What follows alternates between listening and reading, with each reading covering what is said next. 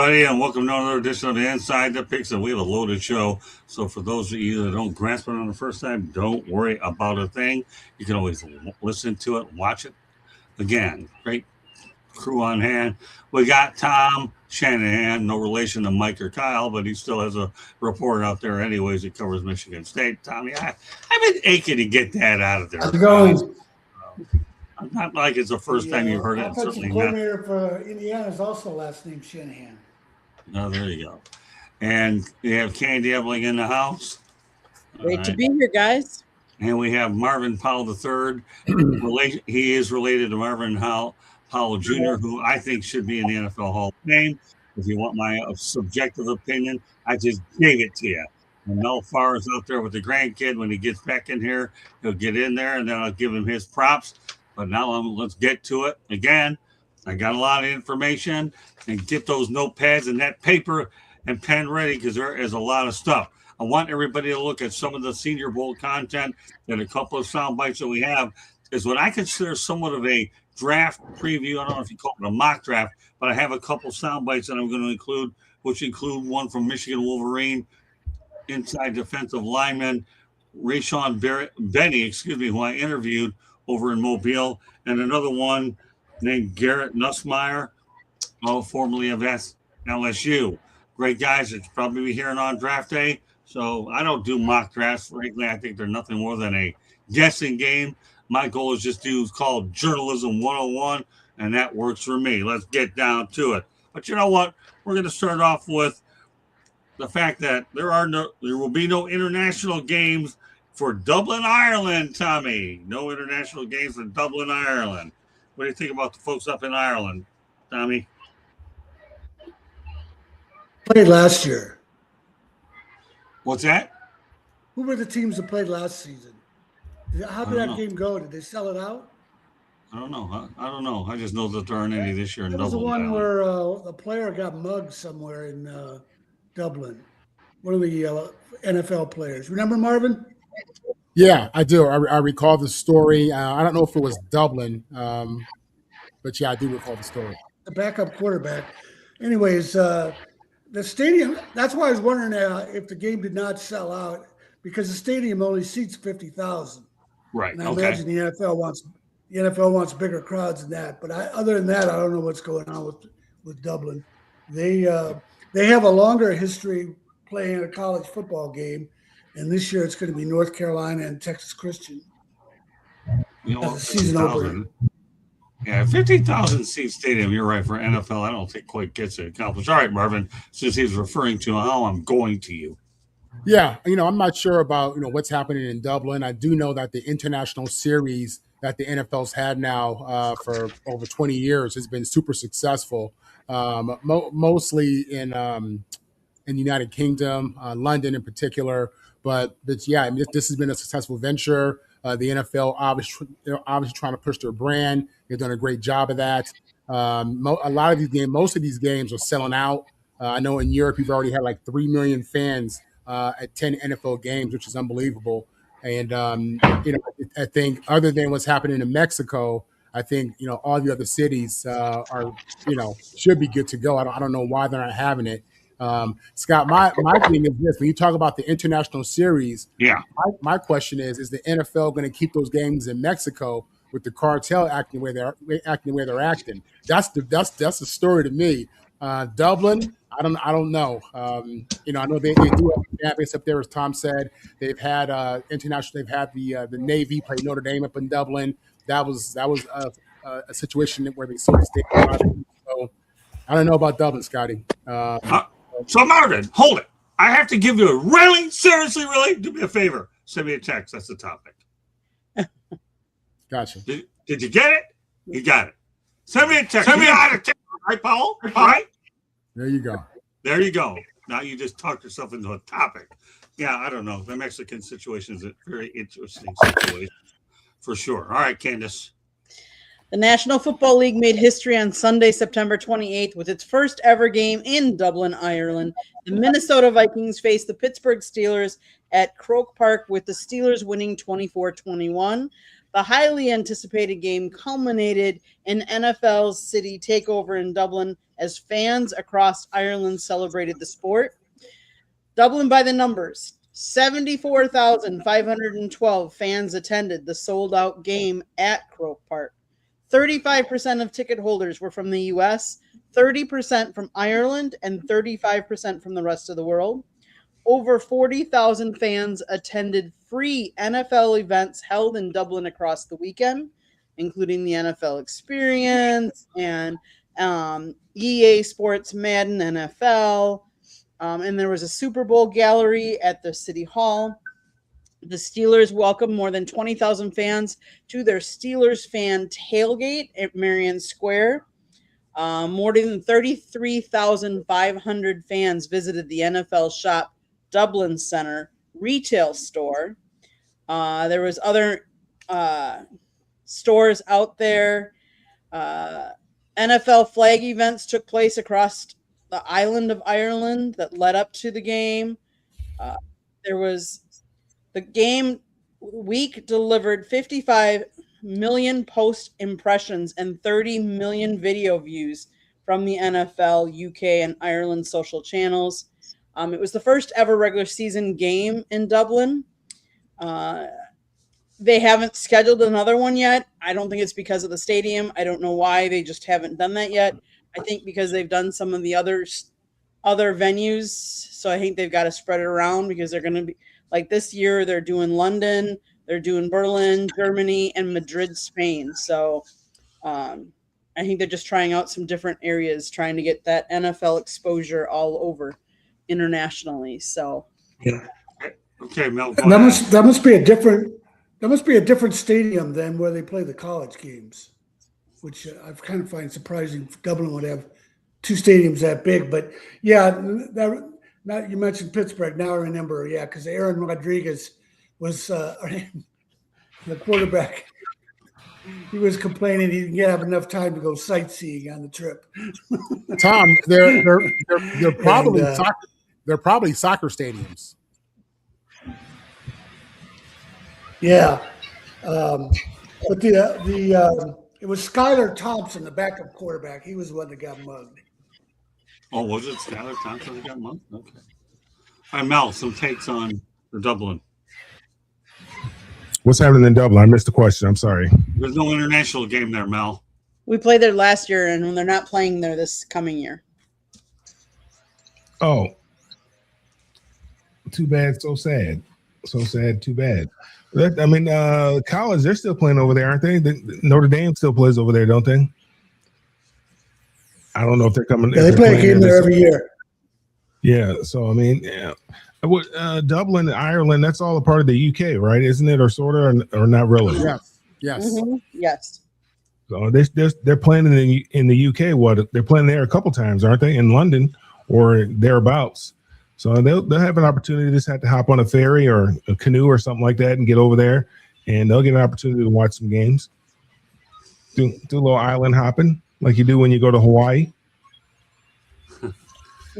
Yeah, I've actually done that before. I like the island. That was pretty cool stuff. All right, let's go to the NFL. Oh, that's really cool stuff out in Hawaii, just island hopping. Let's talk about the NFL. I want to talk about some of the youngest quarterbacks that start in the Super Bowl, okay? Because there have been quite a few of those. Dan Marino, Super Bowl, was in the Super Bowl. Don't ask me to do the Roman numerals. I'm not good at it, but when we tag it, it'll be better.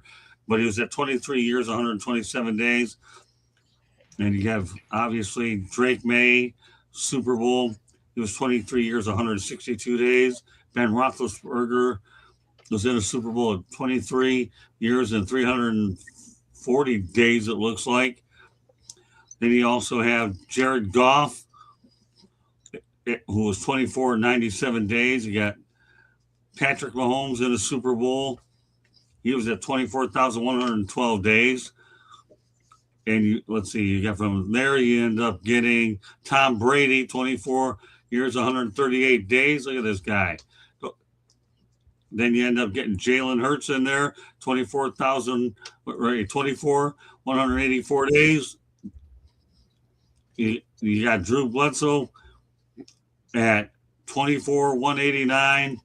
And who am I missing? We got Jalen Hurts, you got Tom Brady, You got Jared Goff. You got David Woodley. Oh, there's a name that people should realize. He was at 24 years and 97 days. So I'll read over the list again. You got Dan Marino. You have Drake May, Ben Roethlisberger, Brock Purdy, David Woodley, Jared Goff, Patrick Mahomes, Tom Brady, Jalen Hurts, Drew Bledsoe. I'm telling you, Tommy, that's a pretty interesting list, isn't it? Yeah, and the one thing that they have in common is they were all playing for strong teams, strong franchises. Except for maybe Drake May and Drew Bledsoe. The Patriots, of course, are traditionally or have been in the last quarter century a strong franchise, but they were not a dominant franchise when Bledsoe took them there, and they've been rebuilding with Drake May. But the perfect example of what's more important than the quarterback is the franchise is David Woodley making it there with the Dolphins. The Dolphins were a dominant franchise when Don Shula was at his peak there in the 70s into the early 80s. Well, he was also paired with Don Strock as well. So you had Woodstock is what you had there, Don Strock. So, yeah, David Woodley getting there. He was a pretty good quarterback. He really was for Miami as well. So I'm glad you brought him up. We did talk about him. But, David Woodley is one person in the history books most people won't think of. But he does go down as one of the youngest players to ever start in the Super Bowl. Mel? Yeah, I think kind of piggyback on what Tom was saying. When you have young quarterbacks like that, obviously you have a strong program. Other than maybe Dan Marino, looking at that list, but they had when you have a young quarterback, it means you have a well-rounded team. You run the football very well. You're not asking your quarterback to do a whole lot, and you're relying on your defense. And the quarterback just has to make plays when the plays need to be made. They're not dropping back 30, 35 times. They might be dropping back. If you go back and look, they might have been dropping back 20, 25 times, other than maybe Patrick Mahomes or something like that. But, in the olden days, you weren't asking your quarterback to do a whole lot. He just had to make the plays when the plays needed to be made on third down to keep the ball moving, to keep time of possession on your side and not turn the ball over. And you had to run the football well, dominate the line of scrimmage, and play good defense. Marvin? Yeah, I think what I think about when I hear that is it just reminds me of how important it is to be able to evaluate talent and draft the right guy. Because in the NFL, you have really two thoughts about quarterbacks. One is the list you just said, the ability to draft the guy, and while he's still young, he's mature enough and he's just good enough to get you to the big game if you have other things around you. You're just one player away. There are quarterbacks who are ready to be that guy right now, and you just mentioned a whole lot of them. But you have other quarterbacks like an Aaron Rodgers, who maybe he could have played earlier, if he wasn't in Green Bay. But you have other guys or Baker Mayfield, I'll say, who they need time. They need time. They don't go to the right organization. They have horrible coaching, and then you end up being David Carr, and you don't know if it's the player or the organization that really failed. As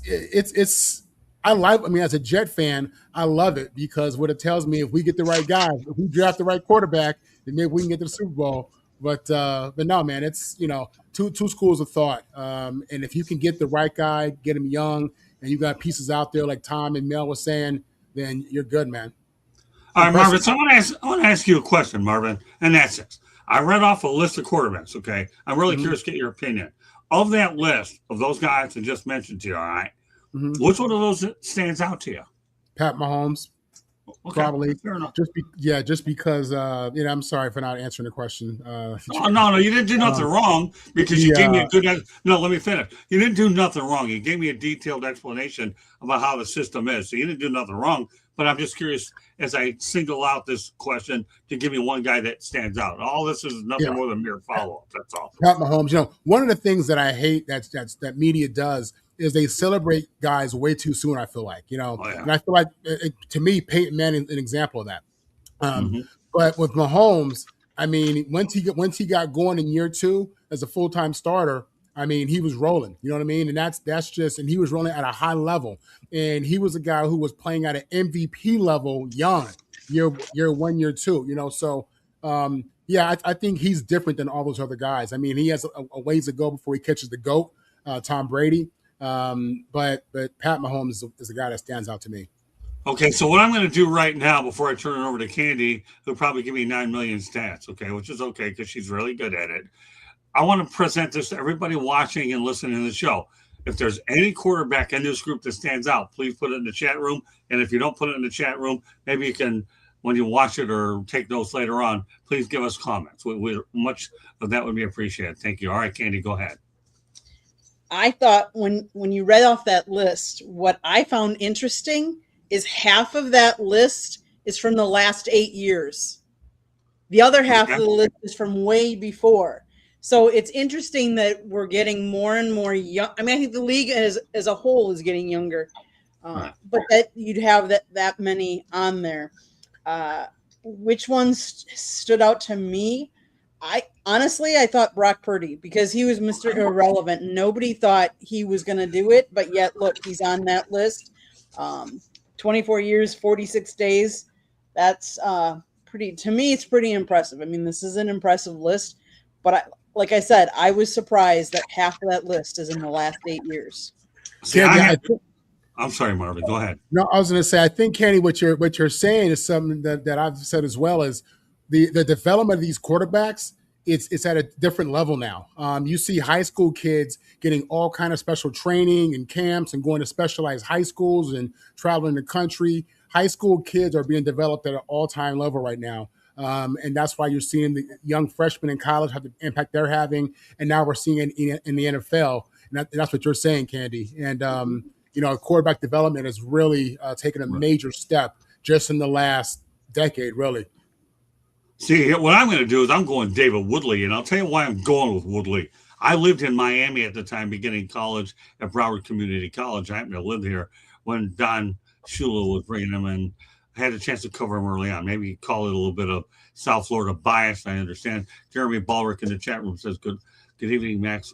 Crosby trade is voided due to not passing his physical per. I think it's Diana Rossini is who's saying.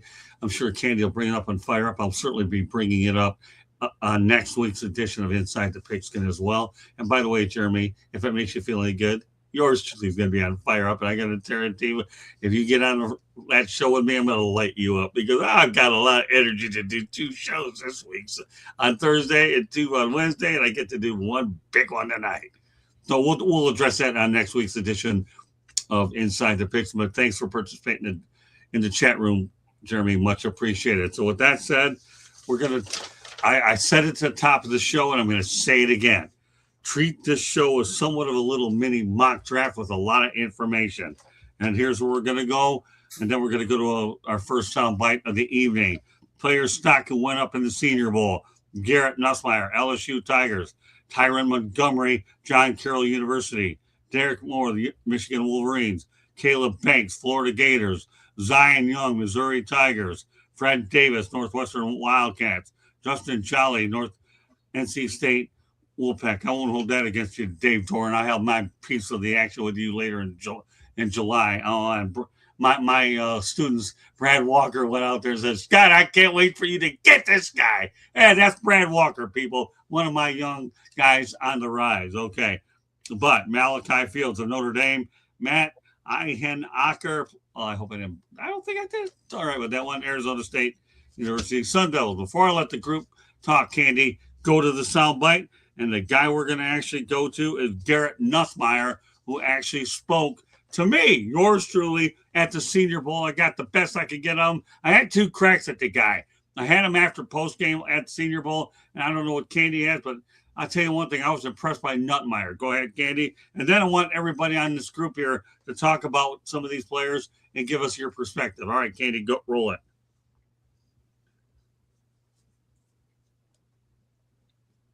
Kelly and how much he meant for in your development as a quarterback. Yeah, I love Coach Kelly. I have a lot of respect for him, and obviously, things didn't work out. I don't think that's a big strike who Coach Kelly is. I believe he's a very good football coach. Looking forward to whatever situation that he takes on next, and definitely rooting for him. Heard you attest with that, the oblique injury and Was that the only one? Don't you have a little bit more than that, Candy? Okay. I mean, it went to a different person's question. All right, well, just go ahead, keep rolling. I want to make sure everybody hears. First one, just I was asking him about his former coach Brian Kelly. Candy, continue to roll. I want everybody to have an opportunity to go out there and get the next one. Go ahead, Can. Okay. And trying to throw. What was that like this season?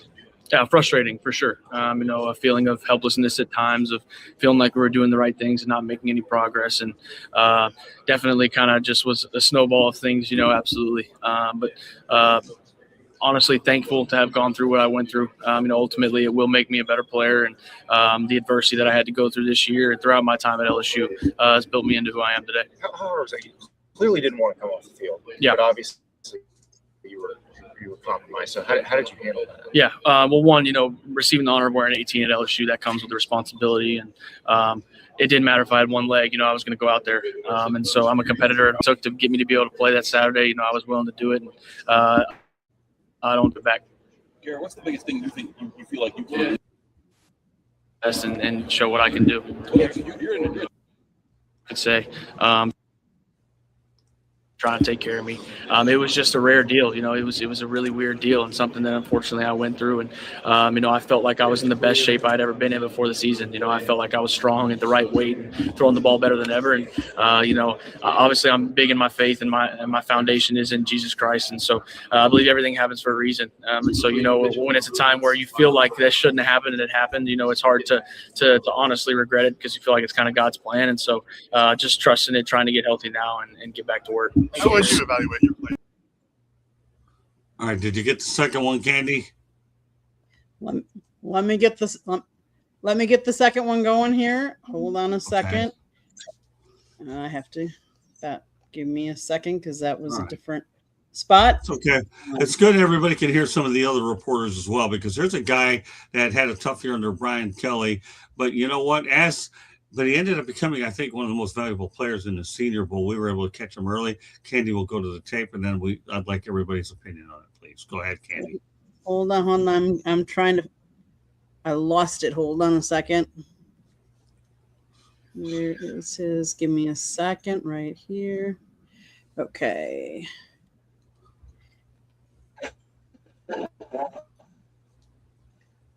Hold on. It's.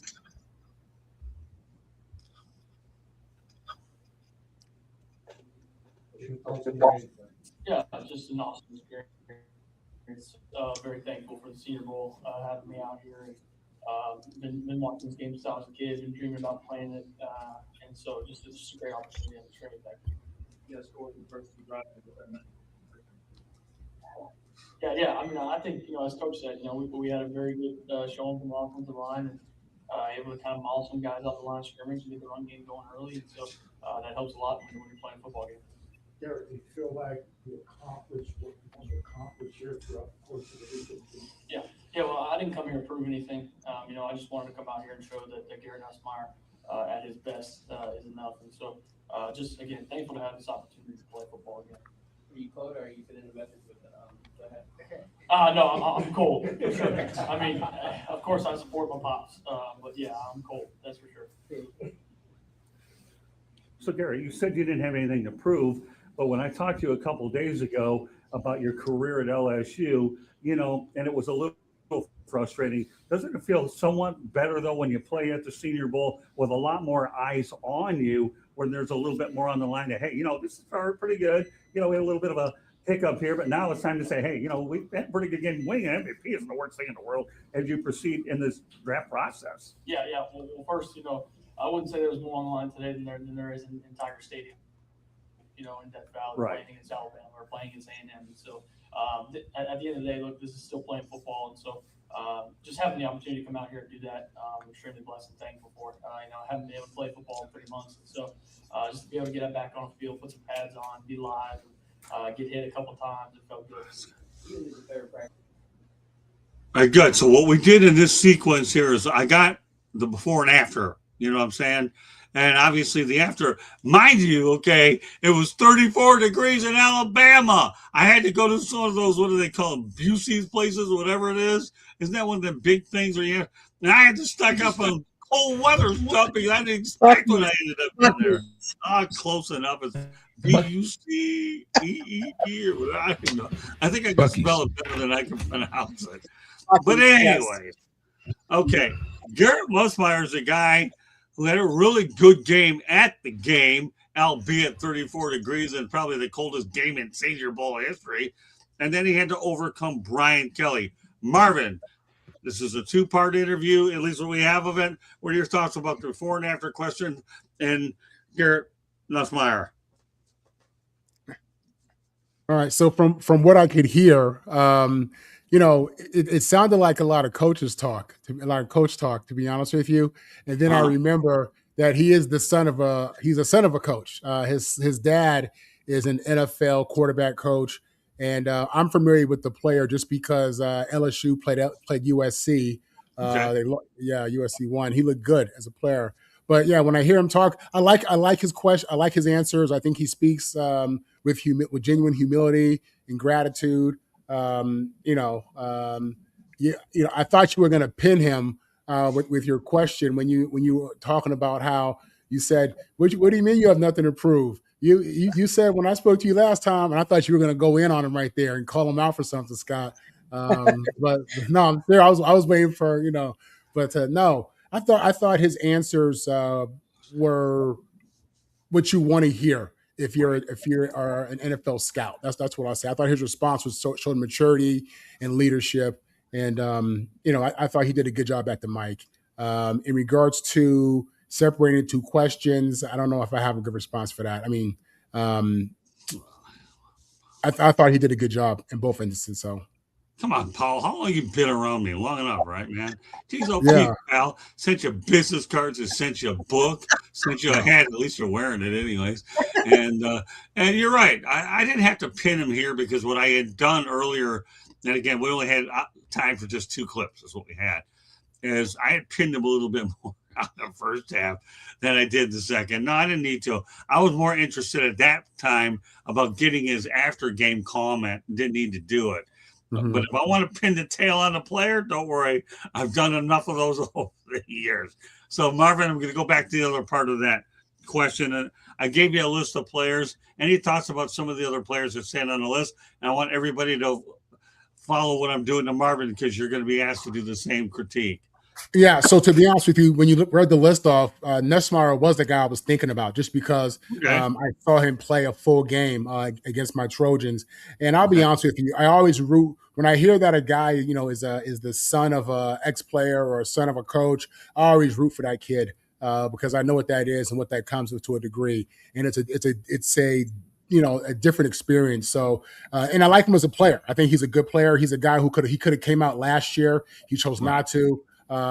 I think that he's a guy who isn't going to be your instant take it to the Super Bowl right now, like we spoke about with the last question. I think he's a guy who gets behind somebody like Aaron Rodgers and learns a little bit. But I think he could be a player. He's a guy that stands out to me. All right, Mel, who stands out to you? Your thoughts about the interview, the questions and the kid.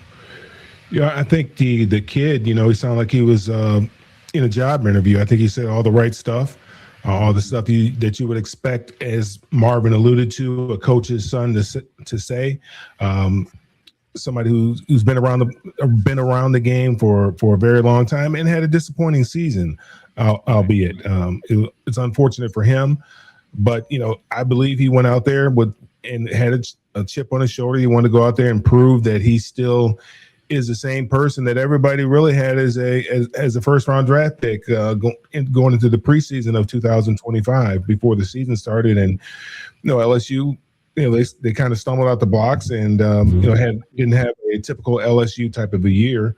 And so obviously the first thing you look at, you're going to look at the coach and you're going to look at the quarterback. So I think he said all the right things. I think he said all the things that you would expect him to say. Now, as far as, I think everybody, when you go to the Senior Bowl, most of the guys that go to the Senior Bowl and participate in the Senior Bowl, all of them have something to prove. All of them are there for a reason. All of them are trying to increase their draft stock. Now, I didn't watch the Senior Bowl. I didn't watch anything regarding the Senior Bowl. So I can't say other than, and I really didn't, I don't think after that week that I really listened to, any type of sports talk shows or anything like that to see who did well or who might have increased their draft stock at the Senior Bowl. So I don't know. I couldn't say who came out looking good. And some of the names that you rattled off, most of those guys I've never heard of. So I mean, all of them have an opportunity to make a name for themselves, because all it takes is one. That's what Dusty Baker said. He's talking to some young kids, and there were some young guys, some minor leaguers, and he was speaking to them. All it takes is one guy to fall in love with you, and that one guy to go to bat with you. So I don't know. I don't know how many guys got somebody to fall in love with them, but all it takes is one. Tommy? Yeah, the thing that stood out for me was when he talked about how they couldn't understand why LSU had such a disappointing season. He said each week they thought they were doing the right things in practice and they were making progress, but then they wouldn't play well. To me, that says he's not going to take things for granted. He knows there's a lot that goes into being successful besides just working hard and having a talent. Because here's the Senior Bowl's in January. The draft is what, late April? Right. And then they're going to report to camps in the last week of July or so. So that's a lot of time in between the Senior Bowl, the draft, and camp actually opening when you have to prove yourself. If you're a guy like Ryan Leaf, you spend all that time partying. After he got drafted in New York and the plane was flying to San Diego for the press conferences the next day, he ordered the pilot to land in Las Vegas so they could hit the casinos. And then when the Chargers were trying to promote him as their quarterback of the future, they had this thing all set up with Dan Fouts and maybe a couple other quarterbacks. Right. Who's the quarterback that took the Chargers to the Super Bowl against the 49ers? He was from Louisiana. I'm drawing a blank on his name. But anyways, those guys were there. And Ryan Leaf stands him up for like an hour or so. He's late. So, it sounds like he's got the right attitude that no matter where he's drafted, he's got to work and do whatever it takes to show that he's got all the tools. And he's not going to, and like I said, he's not going to take things for granted. Well, the kid got humbled with everything he had to deal with. Candy, you were there with me. Give us your observations. You were there watching the before and after. You recorded everything. I was. I mean, I thought he was very well spoken. Like Marvin said, you could kind of tell.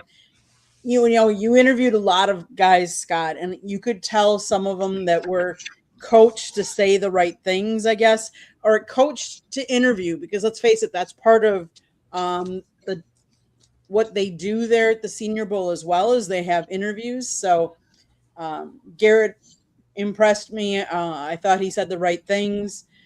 He joked around a little at the press conference, so made it a little light of the fact that he had that hat on, because it was when you say it was cold, it was 32 degrees. It was 32 degrees and very windy. The wind was whipping, so it made it it was very cold, 32 degrees, especially for those of us that no longer live in the cold. Right. We're not used to that. So, but I thought he gave good answers. Good kid. Hope he has success. But as for the list of other players that you had, as far as who sticks out, Malachi Fields had some really amazing catches during the week, so I think he sticks out. And I don't know if you had Bud Clark on your list, but he actually had a one-handed interception on a pass that was intended for North Carolina State tight end Justin Jolly. That was one of the highlights of the week too, and he's done really well over at TCU.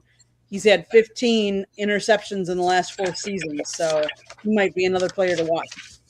Well, first of all, I forecast Musmeyer to go between 2 and 4. Probably 3 or 4 would be a safer pick. And if you get him at 3 or 4, you got yourself a hidden gem there. You really do. And then he has an opportunity, like a lot of us want to see, for him to sit a little bit. That's like what Marvin mentioned earlier about Rodgers. Could he have been a younger guy in the Super Bowl if he hadn't sit? Well, all he did was sit behind Brett Favre. So what you got to lose by learning from a guy that doesn't miss games until he finally decides to leave. But again, this guy here, Garrett Nussmeier, is a hidden gem. But since we're on the college team, here's what we're going to do.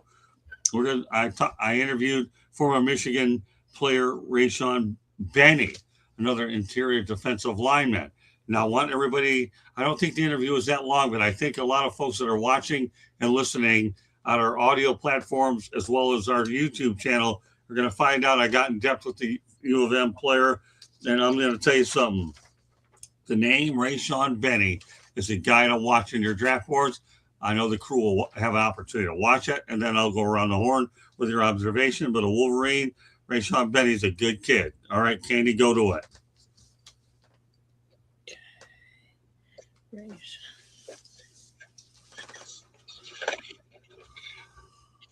How you doing? All right. How are you doing? Doing good, man. All right. Thanks. Hello. Ready? Hello, everybody. Welcome to the Motor City Mad Mouth Show. My name is Scott Morganroth, Motor City Mad Mouth. Please be joined by Rayshawn Benny. And, Rayshawn, how are things going here at the Senior Bowl for you? Things is going good, just being out here with some of the best players across the country, going into this draft, just excited to be able to compete with some of the best. All right, so let's talk about your time over at Michigan. I know that you did have a national championship. You were part of a national championship. Yep. How do you feel about how things went overall? You got the national championship. You beat Ohio State a few times. Those are pretty good goals for you. I was about to say, it made everything. I was about to say, I feel like I accomplished everything that I could have imagined in college. Things that I didn't imagine to accomplish, we made happen, as far as winning the Big Ten, the national championship, just a whole bunch of things that, a lot of people never really had, in sight for us when I first got to Michigan, being where kind of the program was at coming off of the 2-4 season. Just everything we was able to accomplish in such a little time. Well, what type of influence did Jim Harbaugh have over you? Obviously, hey, listen, you got a couple of Harbaughs over in the National Football League, but let's talk about Jim Harbaugh's influence over you. Coach Harbaugh, just the readiness, and just to be a pro. I was about to say, he always treated us like that, even, with us being college athletes, he treated us like pros. So, we know what they expect, we know how to move and carry ourselves when we get to that point. Has he stayed in touch with you a little bit since he went to the pros? No, I seen him. Last year at the pro day. That's about it. I was about to say I talked to Coach Elston a few times though. Since he departed. Would you welcome the opportunity to play for Harbaugh, let alone the hometown Detroit Lions? I'd be happy to play wherever. I just want to play ball. And I think the thing that's really interesting is now they hired Kyle Whittingham. Have you had a chance to look at that hire a little bit? And what kind of hand is Michigan football in? Well, I mean, I know he's a good coach. I know he had the Utah program that's not, supposedly known for being, the best football school. I know he had them winning for a lot of years, and even a few times while he was there, they beat Michigan. So just knowing, that I think they got the right guy. I think he built the program back up, with keeping some of the players that, I felt like he needed to keep, and just getting the right people in to fill in positions with players we lost. Yeah, tell me a little bit about Bryce Underwood. What are your thoughts about him as a quarterback? He has upside potential. Now they're going to bring a quarterback coach and a bona fide offensive coordinator. Yeah, he's going to be good. I was about to say, I'm glad that he got somebody that's going to be able to develop him and that's going to be dedicated to, slowly trying to get him better every day. I was about to say, when his time comes, he's going to be the best player in the country. My final question, tell me a little bit about your game and how it translates to the NFL, and what can you bring to a team? I feel like I bring physical dominance. I feel like I bring a pass rush upside that a lot of teams probably don't know I have in me. I was about to say somebody that's ready to work. You feel me? I was about to say I could play all, across the line. It ain't solely one position I'm just at. I was about to say, I'm a gap filler. I was about to say I can fill in wherever I need to. Well, all I can tell you is I wish you nothing but the best in your career. So being on the Motor City Mad Mouth Show, a Michigan Wolverine. And the last thing I was going to mention that came to my mind, was it a thrill for you to be able to play for a program which is the all-time winningest program in college football, number one at the top? I'm sorry, say that one. Say that again. The all-time winningest program in college football history. Yeah, I was about to say it feel good, being, part of the best team in the country, and just with such the history that the university got, we got a lot of things to brag about, going to Michigan, being a Michigan man. So there you go. If you want to see that interview again, it's on the Motor City Man Mouse Show. Marvin, okay, you heard it all. Anything that stands out? Let me tell you one thing about Rayshawn. He's a great kid. Marvin, go take it from here. Yeah, I loved his energy. Loved his demeanor. You can tell that he's been polished by someone like Harbaugh. You could totally tell, and that's really one of the benefits, for these college kids who play for NFL head coaches at the college level. But you could tell he definitely's been coached up. You could tell he's a football player. He's saying all the right things about physicality first. Whenever a football player talks about physicality first, that tells me a lot about him, to be honest with you, especially in this day and age. So I like that. But I know that's something that Harbaugh definitely preached, physicality. So that's ingrained in that kid. And it's refreshing. It's good to see. You hear all this drama about how people are mad about these kids, transfer portal, NIL. It's good to see, what it looks like when a kid comes out of a good program and, you get what you get, man. I thought that was a very good interview, and I thought the kid did a great job of representing himself. Thank you. Again, he's not on the list. If you didn't hear the list a little bit earlier, a player stock who went up: Garrett Nussmeier, Tyron Montgomery, Derek Moore, Caleb Banks, Zion Young, Fred Davis, Justin Jolly, Malachi Fields, Max Eichenacher, and now you can, in my opinion, you can add Rayshawn Benny to the list. All right, Mel, some thoughts about the kid from Michigan. Yeah, seems like a very solid kid. He represented himself well, represented his family well, spoke very eloquently. You can tell that he's been in sound like a UCLA guy, not like one of those guys from across town. But you can tell that he was groomed, properly. That Jim Harbaugh, they went out and they went out and recruited a certain type of player. And he fit that type of player that they're looking to recruit. And, I can see he's probably very heavy-handed. He's and talked about physicality and being physical at the point of attack and the line of scrimmage. And so he's going to have an opportunity. I mean, he's a big guy. I think he ran a 4.9 40. So, I mean, there's a lot to work with there. The guy's athletic. He's from Oak Park, which is a stone's throw from Detroit. Right. So, he's going to get an opportunity, and I'm sure he's going to make the most out of it wherever that opportunity is. But he represented himself well, and that's what you want. I think that's what a lot of teams are looking for when you go through this process. Is what type of character you have. Nobody's going to cross him off their list with the way that he speaks. Now, some kids, they come in, somewhat arrogant or something like that, whether it be kind of like how Shador did or maybe how Johnny Manziel may have carried himself, then teams will cross you off their list as, that's just not my kind of guy. And then, so then now you've narrowed it down from, 32 teams to 28 or 27 or whatever that number may be. So he represented himself well. Tommy? Yeah, he was so humble and represented himself so well. I kept looking at his helmet. This is a Michigan guy? Michigan guys. Yeah, coming from a Michigan State guy like you. Rogers said when he was Michigan State coach, he called them the arrogant asses in Ann Arbor. That's the more typical personality you get out of a Michigan guy. But yeah, that was very impressive. And then the other thing about him is, hey, Michigan's been cranking out defensive linemen in the draft for quite a few years now. I don't know if they've had one every year, but I bet they've had 3 out of every 4 years. So, just to get on the field at Michigan in the defensive line, you have to be good. Let me tell you, for all you people out there that are getting excited about free agency and all the money that you're spending, I'll tell you what, that's all well and good. It looks good. And the owner is going to write a check. I wonder how many of those contracts you'll see the end of them, because you'll look at the guaranteed money, not the actual face amount. But then there are kids like this right there that you can build a core around. And that's what made the Senior Bowl such a rewarding experience to cover. All right, Candy, again, you recorded it. Some thoughts now that you've heard it again. So, yeah, he spoke really well. I want to go back to some other stats that I have of him. Okay. He played at Oak Park High School in Oak Park, Michigan. As a senior, he notched 32 tackles and 5.5 sacks. Coming he was rated a 4-star recruit, the 6th best player in the state of Michigan, and 195th overall player in the class of 2021. Initially, he committed to Tom's Michigan State Spartans, but he flipped to later and committed to the Wolverines. And so that's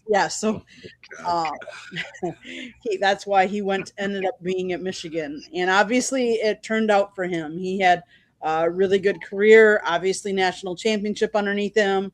I believe they won the Big Ten conference title 3 consecutive years in a row. So not a bad resume to start to go into your NFL career with.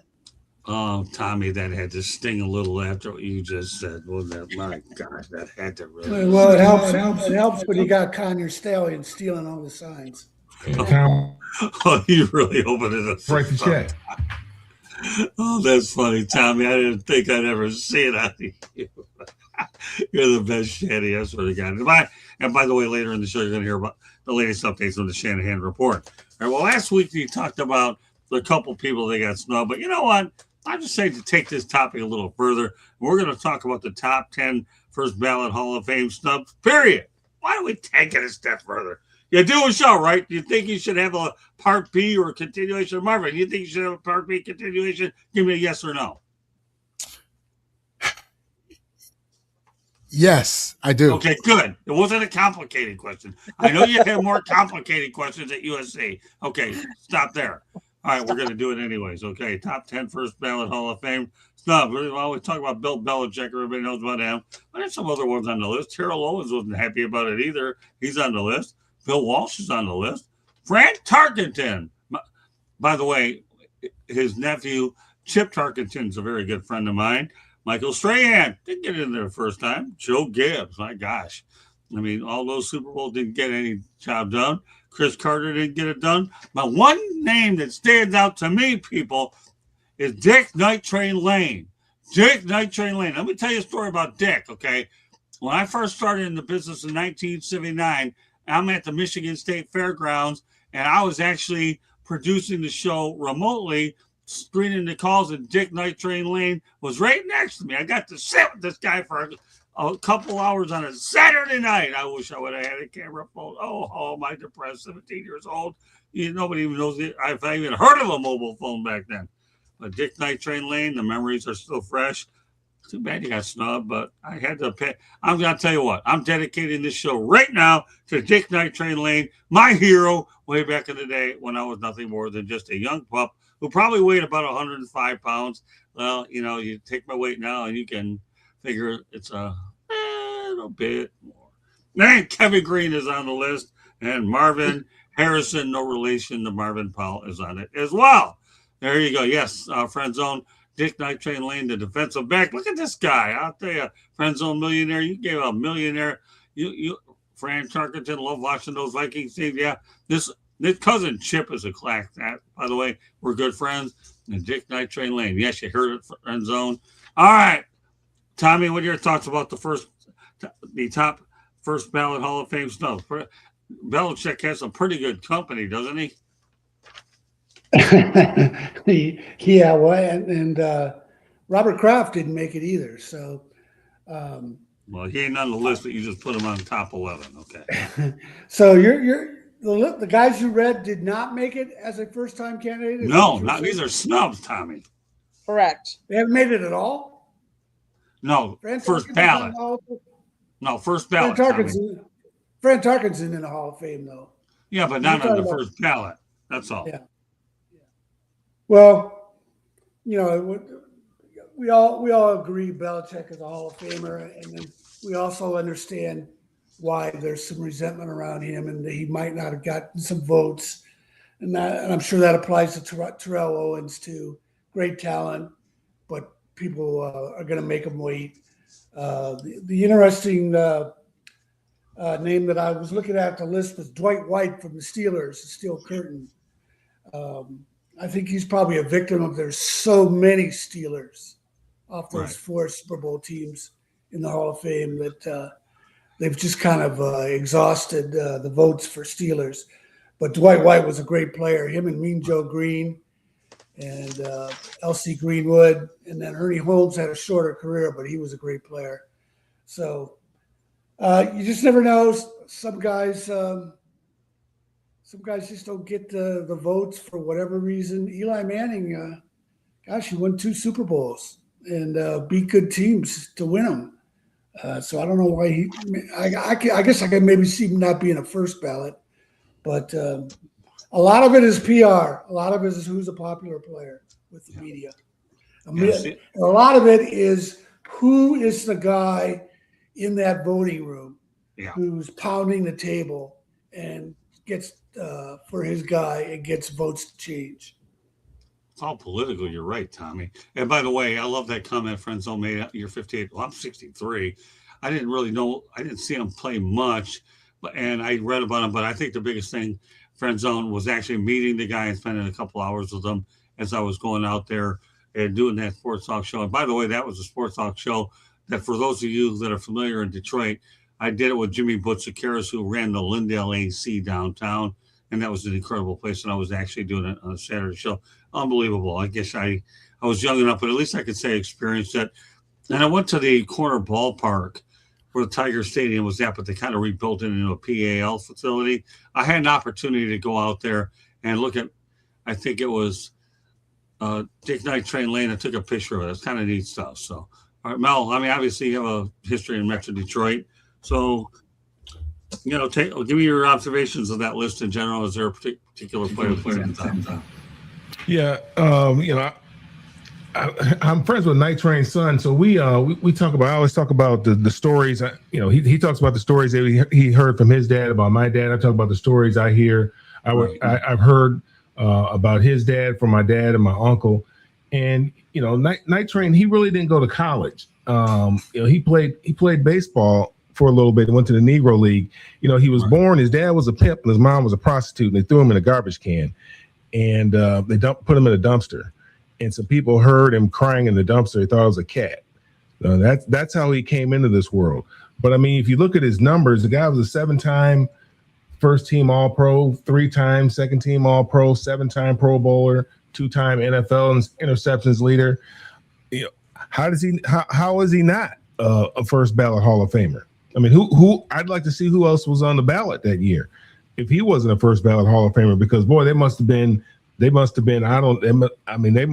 been Bart Starr or Johnny Unitas. I mean, it must have just been some great players that year that were up for induction. I don't know how many times it took him, how many ballots it took for him to get in, but obviously he stands up.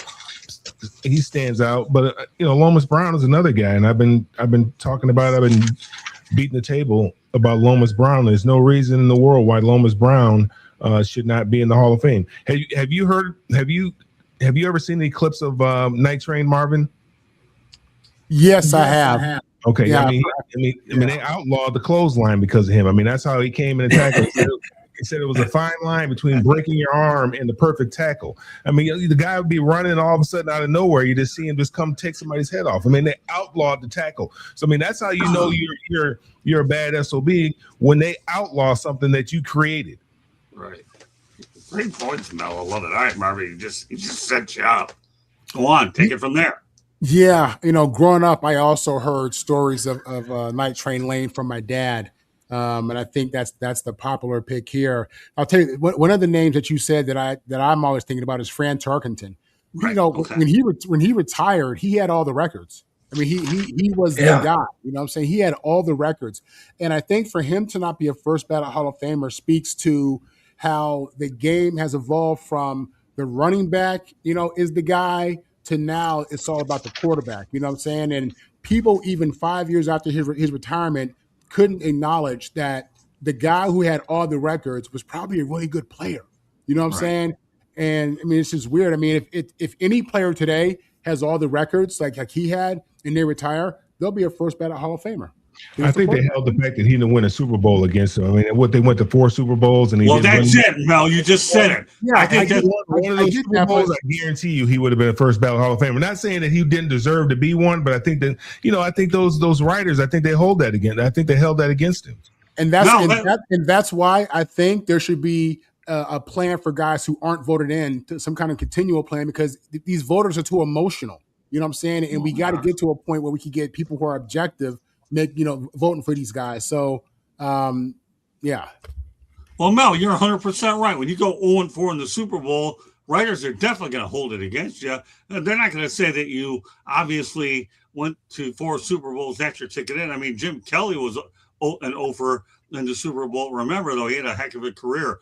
And when you look at Jim Kelly, there's a guy that started out with the Houston Gamblers and ended up going out there and moving to the Buffalo Bills. So that to me is just unbelievable. But he didn't win one either. So great points by all three. Candy, go ahead. Didn't he actually like invent the word scramble? Didn't they coin that word scramble because of him? The way that he used to run around the pocket? Pretty much, so. Yeah. Yeah, I think the word scramble was because of them. Okay. Yeah. You guys have set this. Particularly at the NFL level. Yeah, the scramble is because of. The other thing, I want to add one thing about Night Train Lane. The other thing is his interception numbers are also remarkable when you consider how little ball was thrown back then. Right. We got again, yeah. Go ahead. Oh no, that's okay, Marvin. No, go ahead. All right, we got anything left for Candy here? She's a stack. I'm sure she'll come up with something here. Well, I'm going to go a different way because I'm going to say I was kind of surprised that Bill Walsh, the inventor of the West Coast offense. I mean, we now talk about an offense that he created, and yet he wasn't a first time. Right. You know, I mean, he in 10 years with the San Francisco, he turned the 49ers into a dynasty, reaching the playoffs 7 times in 8 years and winning 3 Super Bowls along the way. He had a regular season of 92, 59, and 1, and he went 10-4 in the playoffs. His 10 49ers teams won 10 or more games 7 times. And I think just naming an offense for what he did, I'm surprised he wasn't a first-time ballot Hall of Famer. But like we've said, all of these guys weren't, and I think part of the reason is that I believe in the NFL you only can put so many players in, and if someone's on their last time to get in, would you rather see that person get in his last time or somebody get on a first ballot? So I think how they come up with the voting and how many they do needs to be changed. But let's go to the chat room. Yeah. That friend zone's got a point here. At some point, all those extra playoff games got to catch up with you and the NFL on consecutive successful teams. No question about it. Really not much. Yeah, I want to jump in here. I didn't realize Walsh was not a first-time Hall of Famer. I missed that part. Well, that's all right. Bill Walsh was not a first-time Hall of Famer, that dramatically reduces the drama over Bill Belichick not being a first-time Hall of Famer. Because if I had to choose between Walsh and Belichick, it's not even close. Walsh is the better coach. Yeah. He turned around the 49ers overnight, and he won Super Bowls. Not as many, just because he didn't coach as long as Belichick, but he won at the same percentage. Belichick had 4 of 5 losing seasons in Cleveland. Well, not only that, Belichick didn't do anything when Tom Brady left. So you can take that on top of what you're saying. You're right there, Tommy. All right, well, I'll tell you, this is a pretty good topic. So Bill Belichick, Bill Walsh fans aren't giving you any sympathy at all. Ever heard of Joe Montana? He was pretty good, too. All right, as we continue the narrative. Okay, former Lions running back Javid Best is now a police officer with the San Francisco Police Department, Tommy. Now, to Javid Best credit, this guy unfortunately dealt with a lot of concussion issues, and his career was cut short because of head injuries. But I'll tell you, he's doing the noble thing. He's with the San Francisco Police Department. Some thoughts? Yeah, that's great. I don't know if that was always one of his ambitions. I see that he was coaching a high school team, but he's still coaching at Bishop O'Dowd, which is a powerhouse up in the Bay Area. So I imagine he's able to balance his police schedule and still be able to coach. I imagine that appeals to him. But, I'd want to know more about what his career goal ambitions were beforehand. I'll just have to say here, he's a real cop, not a fake one like Herschel Walker. Well, I'm telling you, he played for the Detroit Lions. Gave it a good run with the Detroit Lions. I don't know why you mentioned Herschel Walker. That is too much. All right, Mel, go ahead. That was funny. You're talking about Java Best becoming a police officer? I mean, everybody's got to get I mean, most everybody's going to have to get themselves a regular JLB once they leave the game. I mean, that's an honorable thing to do, to be a police officer. It's not something I could do or I would do, but there's a way that he can have an impact on youth in that area. It's great for him. After JLB, most everybody, 95% of the folks that leave that game have to give themselves a JLB. So, that's good for him. Yeah, like I said, the guy had concussions and head injuries, and he found a really credible profession. All right, Marvin. Yeah. Like I'm kind of with Mel. Honorable profession, no doubt. One of my younger brothers is a police officer, and it's a tough job. And I'm thankful that we have police, no doubt about it.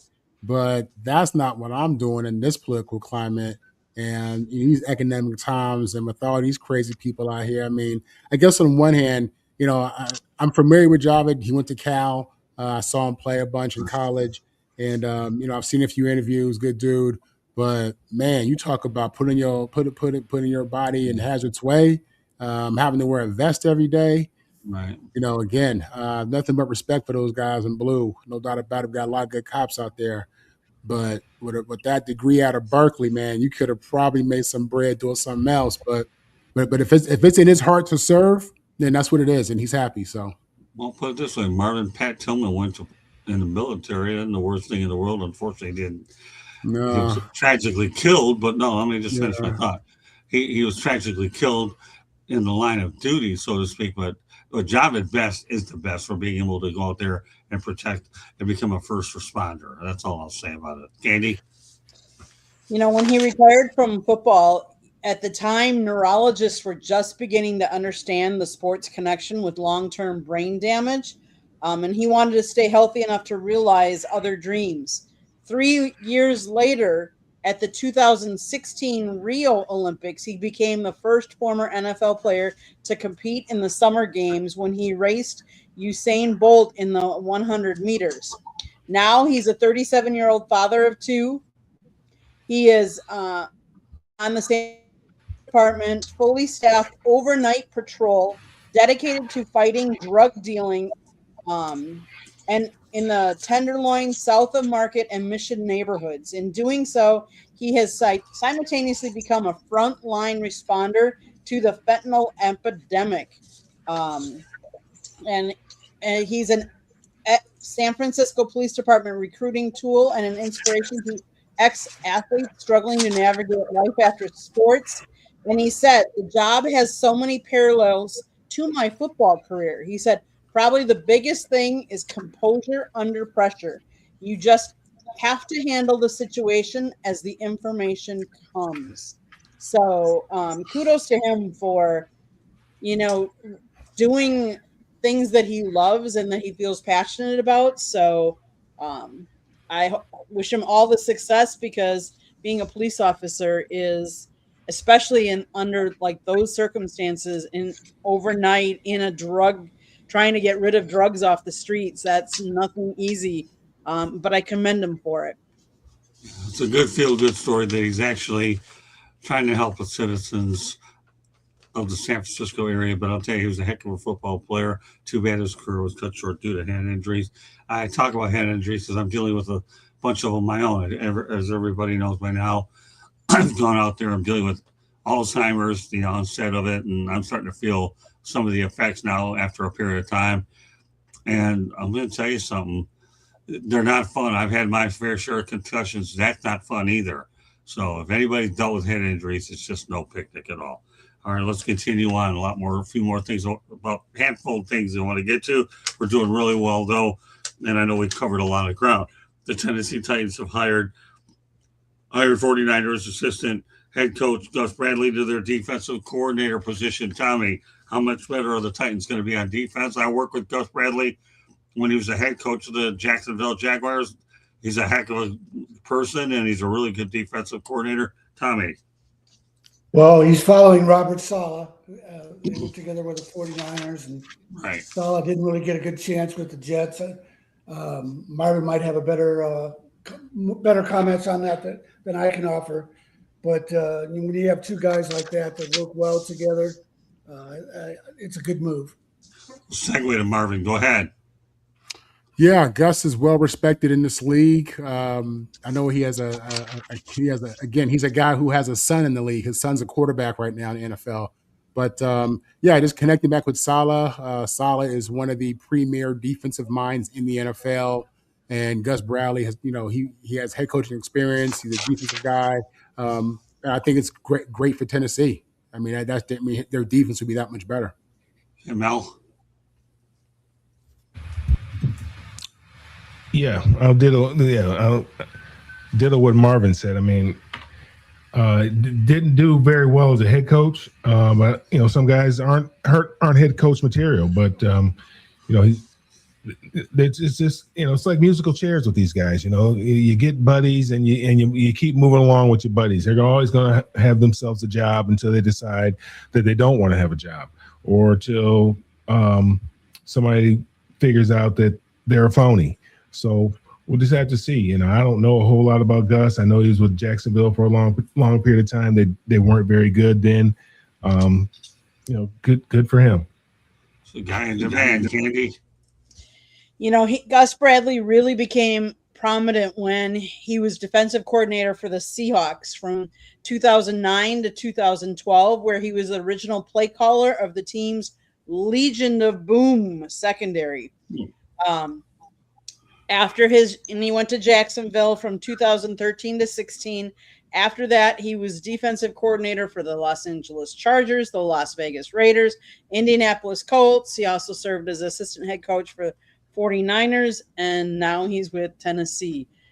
What we've said before, just like Mel alluded to, some coaches are better as a defensive or offensive coordinators and it doesn't transpose to being a good head coach. So obviously he's back in the coaching the defensive like he started when he became really known. Kudos to them. I think Tennessee is moving up and has a prominent future. Okay. Again, I wish Gus Bradley a lot well in Tennessee. I think the Tennessee Titans, to me, they're spending money in free agency for sure. So Robert Saleh is looking to move this rebuild, and he's surrounding himself with some good coaches for sure. Back to the chat room. Candy, go ahead and read Friendzone's comments, please. I heard Irvin and Smith talking about those Cowboys teams and how much they worked out together. They agreed that they don't understand how guys team build these days, training individually. Well said. Sometimes you wonder. All right, well, Kansas City Chiefs added a little bit of quarterback depth when they signed former State Signal caller Jake Hayner. If Mahomes is not ready by week one, he's played in eight NFL games, completing 46.2% of his passes, 226 yards, a touchdown, 1 interception, and 6 sacks. What do you think, Tommy, about Jake Hayner as a backup to Pat Mahomes? Do you think he's a serviceable guy? Well, we don't really know if he's a serviceable guy, but he better be ready to play. Mahomes, obviously, he's a great player, but anybody who's had a knee injury, you got to worry about what's going to happen next. Mel? Oh, just by those numbers you read off, obviously they expect Mahomes to be ready. If that's gonna be the guy, they're in trouble. So obviously they're expecting Pat to be ready. I think he's on the timeline to be ready. ACLs aren't like what they used to be, where guys would take a guy a year and a half to get back at the quarterback position. These guys are coming back in 6 months or whatever. So I'm pretty sure he'll be ready for mini camp probably be running around a little bit, and he'll probably be full tilt. If not, maybe not full tilt, but I mean he'll be limited during training camp. But day one he's going to be ready to go, because if they have to rely on that guy, they're in trouble. Just based on those numbers you read off. That's all. I don't know the guy. I'm just saying based on the numbers. 46%. I can complete 46% with my left hand. Well, I think you need to come out of retirement, brother. No, I'll give you the numbers the way I see them, and you guys formulate your own opinions. All right, Paul, I'll come out for the salary they're paying him. I'll come out. Okay. I don't have a problem. Then maybe you got to put in a phone call. I'm sure they're taking applications. All right, Paul, take it over. I'm handing it off to you. Yeah, I got a different take. I like it for two reasons. Number one, the Kansas City Chiefs have agreed to terms with Kenneth Walker, Super Bowl MVP running back, right. Which tells you a lot about what they're planning on doing with the offense. Right. And two, if Andy Reid signs off on this guy, out of all the quarterbacks that he can sign, I'm good with that. That tells me that there's something specific about this guy's skill or the way he plays that he feels is great for his system. There's probably a coach on their staff who coached his kids somewhere else that said, Andy, this guy is better than people think he is. So between Andy Reid doing the research, being the quarterback guy that he is, and Kenneth Walker, who just got paid that thing like $25 million guaranteed. And I know the Chiefs, we're seeing it. Kelsey's coming back. I think they're signing a receiver as well. I mean, yeah, I feel okay with it. Is he Mahomes? No, but it looks like this is going to be the Kenneth Walker show. Yeah, and you know what, Marvin, how you mentioned that, we're going to talk more about Kenneth Walker on next week's edition of Inside the Picton. But since I brought the signing up, he certainly will be able to help this guy a little bit. I know Mel's already coming out of retirement to take his place, so I'll go out there and throw the rock over to Candy. Scott, listen, Mel, the NFL minimum right now is like 800 G's. You know what I'm saying? So if you come out, that's a nice check. I think the veterans is like $1 million. That's what Tua's getting from the Falcons. He's getting the. All right, Mel. I'm talking about Tua next. We're talking about this standpoint. Unless you want to take over my job as the executive producer, I'm going to actually turn you over to this one. Marvin got off easy with what he did. If I put you in this situation, you got to do this one. Oh, you're gonna be under twice as much pressure as Paul was. Because we got a juggernaut here. You ought to know you've only been on this show forever, far. All right, go on, Candy. But now that he mentioned Tua, that will be the next thing we do talk about. By the way. So Haener was selected by the Saints in the 4th round of the 2023 NFL draft. However, early in that year in September, he failed a drug test. And he tested positive for a banned substance. He was suspended for the first 6 weeks of the season. He still released a statement, says, I still do not know how the substance got into his body. But he did take full responsibility for the failed test. He began the 2024 campaign as the backup quarterback behind Derek Carr. Week 7 against the Broncos, he relieved Spencer Rattler on the final drive of the game and recorded his first career touchdown on a 12-yard pass to Cedric Wilson Jr. After Carr suffered a hand fracture in Week 14, the Saints named Haener as their starting quarterback. They waived him on August 26th of 2025, and after Rattler was named the starter to begin the 2025 season, he was signed to the practice squad. He was signed to the active roster. 4 days later, waived, back and forth, and now he's with the Kansas City Chiefs. I thought it was really interesting that they did this. Andy Reid must see something that I'm not seeing necessarily, or from reading what not that I've seen him, 100%. But from all these other moves, I was kind of surprised. But Patrick doesn't go down very often. And like Marvin said, they're going to rely on some of their other guys too. So. All right, well, now that Mel let the cat out of the bag, or let the two out of the bag, I'm going to lead off with Candy with some hard numbers, and then we'll get to Tagovailoa, who is headed to the Atlanta Falcons. Candy, go out there and read the hard numbers when it comes to the money on Tua Tagovailoa.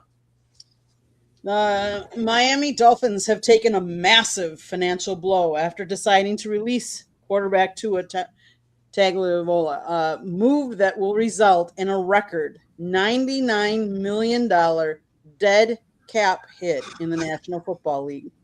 The decision officially ends his 6-year tenure in Miami, where he served as a team starting quarterback after being selected 5th overall in the 2020 NFL Draft. The financial penalty stems from guaranteed money remaining on the 4-year, $212.4 million contract extension he signed in 2024.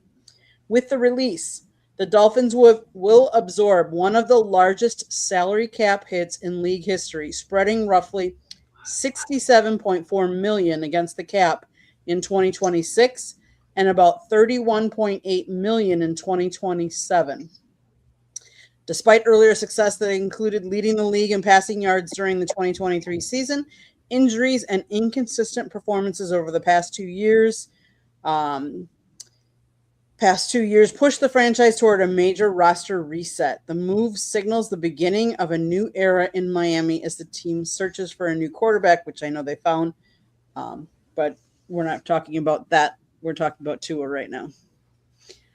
That's it, Scott, for Tua. Okay. Well, so there you go. Marvin obviously is coming to your town in Atlanta. Some thoughts about the acquisition of Tua Tagovailoa. Well, I think to this point has been a bust. All right. Well, listen, this is listen, Tua is a guy who I was big on. Loved him coming out of Alabama. Loved him going to the Miami. You know, I'm a Jet fan. I rooted for the kid, and obviously didn't work out. And now they're looking at the biggest hit in the history of the cap. It's horrible. I mean, it would have been cheaper to keep her. I feel like, you know what I'm saying? Like, seriously, it would have been cheaper to keep her. That's really how I think about that. You know, how do you tell your players that you guys plan on really competing for a championship this year when what you're able to pay people is based on this loss of $100 million? You know, it's tough, man. They got to figure. I mean, the contracts obviously are guaranteed up to a degree in the NFL. I mean, these guys aren't getting all the money you guys hear about, but they got to figure out a better way for these organizations to be able to do this kind of stuff, man, because, this is, I mean, that just sets you back. It's such a horrible business decision for the team, in real time. Obviously, they're looking to get past the 2-year mark, but it's horrible, man. I hate it for I'm a Jet fan, and I hate it for the Dolphins. I hate it that teams go through this. But they felt that they were better off with him out the building and down $100 million. That says a lot about how they felt about him. No question about it. All right, Mel. Yeah, I mean, if I'm the owner, the Dolphins still have to pay him $54 million this year. If I'm going to have to pay him, I'm going to pay him to play for me. I'm not paying him to play for the Falcons or any team. He's going to play for me if I'm paying his paycheck. So I don't understand that. I've always rooted for Tua, but I never really have been high on Tua because I like my quarterbacks to be a little bit more sturdy, a little more durable. And he's neither. He's neither sturdy nor is he durable. So, and for a GM and the owner to sign off on, paying a guy who had a concussion history, that kind of money, he has no one to blame for himself. I don't feel sorry for him at all. He's got way more money than I got. I don't feel sorry for him in making dumb decisions like that. That's what you get, you big dummy.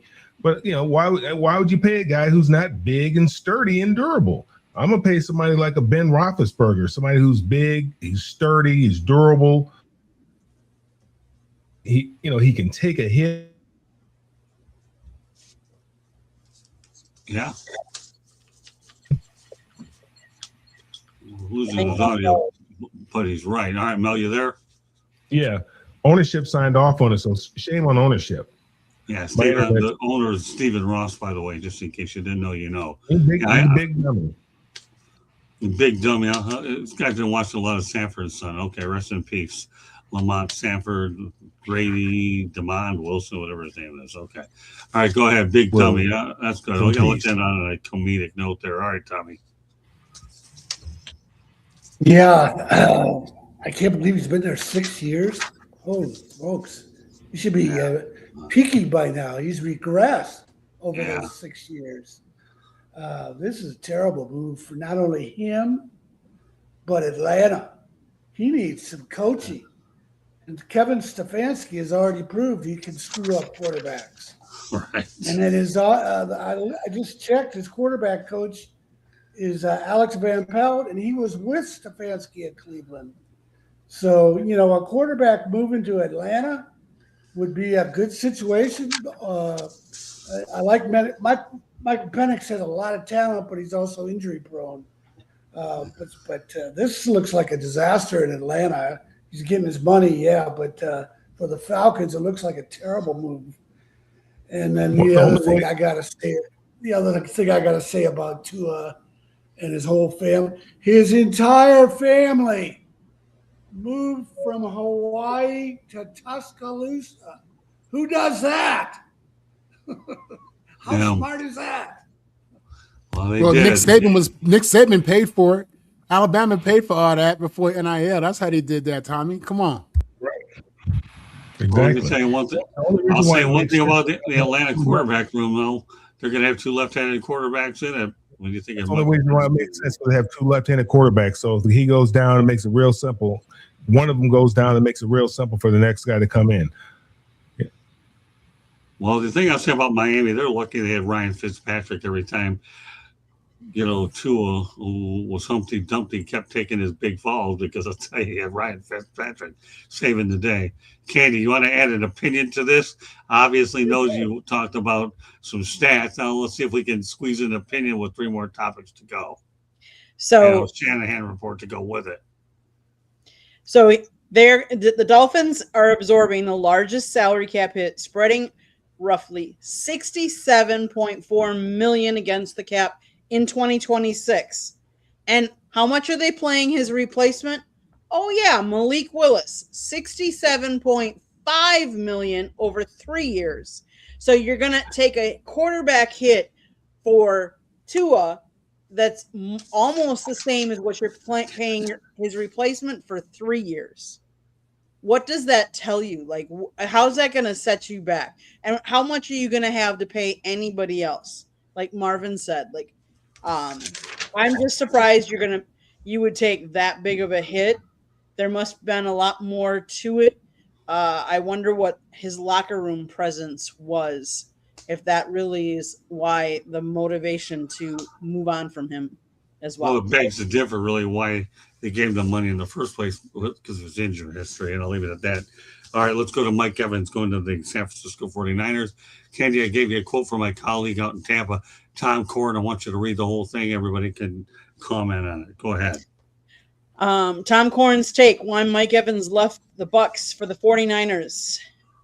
After reading between written statements by Mike's agent, his reasoning became quite clear to me. 1, personal stats. With San Francisco, he has a much better opportunity to thrive from the wide receiver position with a quarterback, Brock Purdy, who is accurate 69.4% completion rate in 2025 and features passing game. Plus, 49ers D gives offense more plays than what Bucs D gave its offense in 2025. In short, incentive-heavy deal covers 49ers in case of injury, and Mike can prove he has more gas in the tank. Plus, if he stays healthy, a place to solidify even more so his Hall of Fame career. Number 2, bitter end to 2025. Outside of playing in only 8 games, a postseason appearance was lost thanks to the Bucs D. 3rd and 28, 4th and 14, conversion by Atlanta that drove Evans crazy. Me too. And a loss that eventually ended their playoff hopes. It was then I think Mike had seen enough. A new offensive coordinator. Mike, most of his injury-free seasons ahead, left behind is reading between the lines. We'll see how Buccaneers fare in 2026. Well, Tom Corn's a very good friend of mine. If you're looking for a very reliable source in the Tampa Bay area, there's no better one than him. Tommy's retired. I get together with him every time I have a chance out in the Tampa Bay area. So I know my sources. I know my friend. Marvin, what's your take on Tom Corn's evaluation of Mike Evans? Yeah, I mean, first of all, huge loss for the Buccaneers. Mike Evans is a first ballot Hall of Famer who still has gas in the tank. You saw that last year when he came back from injury. Right. But for the Niners, I mean, this is a huge pickup for the Niners, man. This is a huge get. I think he gives the offense so much, and for Mike, he's going to get a bag of money and he's going to have a chance to compete for a championship. I think it was great for the Niners, great for Mike. Hated that he had to leave Tampa just because he's been there for so long. And like I said, this guy is. He's a pro's pro. I appreciate his game. I enjoy watching him play. Well, you should choose Kyle Shanahan over Todd Bowles. That's what it comes down to. Absolutely. And I think there's a difference in coaching there. All right, Mel. Yeah, I was kind of surprised when I saw that news come across that he was leaving and he was going to San Francisco. We know San Francisco needs help at the wide receiver position, but I think they would want to probably get younger and not older and faster and not slower. I know he's dependable. He'll be there week in and week out, but I don't necessarily think that he makes you better offensively just because he's not the same person. I mean, he never was a burner. He was more of a possession type of receiver, 50-50 ball type of guy. But I don't believe he makes you feel better. And he certainly doesn't make make you guys any younger and he makes you more vulnerable because he is older. Tommy. Yeah, I think it's a real good move for him and the 49ers. I think he fits in real well. 49ers have had tough luck with receivers recently. I thought he was a little bit older. I just checked a second ago. He's only 32. Right. So I think it's a good situation for both him individually. He picked a good team, and I think the 49ers will find a way to get the most out of him. Yeah, ditto on that one, Tommy. He gave Tampa everything he could. Let's see if he can win that championship. And why not try to do it again in San Francisco? We all know the 49ers do things the right way. Candy? So I think it was a good move. Kyle Shanahan's offense becomes more difficult to defend with a true receiver on the outside. Think back to what he did with Julio Jones in Atlanta. Evans won't produce at that level at this point in his career, but he remains a tremendous difference maker when healthy. His ability to win one-on-one matchups on the outside could mirror what Devontae Adams' impact upon landing in Los Angeles did last year. And they really got Evans on a cheaper annual rate than the Rams did on their veteran stars. So I think it was a really good move. And I think San Francisco and Brock Purdy are going to be all the better for it. It gives them, like I said, another weapon out there, which is always helpful to get defenders on him and opens other players up too as well. All right, two more topics. We're going to stay with the Buccaneers theme as they inked former Detroit Lion Alex Anzalone to a 2-year, $17 million deal. Don't have to spend a lot of time on this, Marvin, but Anzalone, a key part of the Lions defense, is headed down to the Buccaneers. Some thoughts? Can't hear you, Marvin. Try again. Sorry about that. Yeah, we had just said, part of why Mike Evans left the Bucs was because they didn't have a great defense, So this is obviously an area where the Bucs have to improve. With Detroit, you don't know, you feel like the wheels are falling off here ever since they lost their defensive coordinators, but they still have some players, and the Bucs were able to pluck one. So hopefully he has impact. Okay. Marvin. Melvin. They brought him over from the Saints. Melvin, whatever. Yeah, you got me? They brought him over when he came over. He's been the heartbeat of that defense since he got. There was an issue going into this year, him wanting to get paid. The Lions really not wanting to give him any money. They came with some play this year. We kind of knew that this was going to be the last year for him. But it's great for him that he gets an opportunity to continue his career. And it's an opportunity for somebody to step up. The Lions re-signed Malcolm Rodriguez. They were high on Rodriguez from when they did the what's that little thing they call when they come in there and they do the little filming, the HBO special little thing that they do. Hard Knocks. You know, everybody, Hard Knocks. yeah, Hard Knocks. They're real high on Rodriguez because what's his name kept calling him Rodrigo or whatever it is. A little bit, but you know he'll probably get an opportunity to get some extra snaps, or they may draft somebody. But Anzalone did a great job during the time that he was there. Really a leader on that defense. I really hate to see him go. Tommy. Yeah, that's one of the things I hate about modern football. He was such a good fit for the Lions, but it was been discussed all last season that they probably weren't going to keep him, not because he can't play, not because he's not a good fit, but because of the money dollars just don't add up right as far as salary caps and all that stuff. So it's disappointing from that standpoint. I guess the Bucs are a good place for him to land, though, because he is from the University of Florida. So he's got some name recognition. So best of luck to him. Candy. Yeah, I think he's falling to we can't pay everybody on the team. And, he was really good back in his best year was back in 2023. 2022 was really good, too. In 2022, he had 125 combination tackles. In 2023, 129.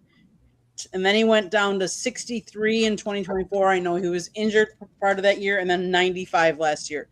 So I think the Lions said, you know what? He declined a little. He's not in the same defense because remember, we have a different defensive coordinator. Maybe his system doesn't fit Anzalone as well either. And for the money, they decided, you know what? It was time to part ways. Well, I think it's time to add Rayshon Benny, okay? So that'll make me feel a little bit better. We all heard it. Come on, everybody. Rayshon Benny to replace Alex Anzalone. I'll feel pretty good. Final topic of the night relates to Detroit Lions. And what they have done is brought, I think, an injury-prone guy in from Kansas City, albeit he's won a couple of Super Bowl games. Isaiah Pacheco as a running back to replace David Montgomery. Marvin, some thoughts about Isaiah Pacheco replacing David Montgomery in the Detroit backfield to complement Jahmyr Gibbs. Listen, Pacheco was a tough player. Is a tough player, explosive, powerful, plays extremely physical. Dealt with injury last year, which was the biggest issue he had. But if he's healthy, man, that is going to him and Gibbs are going to be a powerhouse backfield, man. If they have the O-line to block, if they get healthy up front. But no, he's the real deal. I'm a big fan of the way he plays the game. He's a throwback player, if you ask me.